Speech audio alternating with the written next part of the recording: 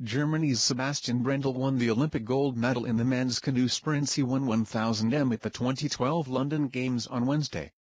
Brendel finished with a time of 3:47.176 at Eton Dorney in London to claim Germany's 7th gold medal of the Games.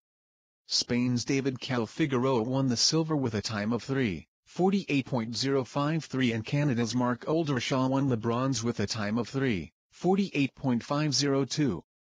Germany now have 29 medals at the Games, with Spain collecting their 7th and Canada collecting their 13th.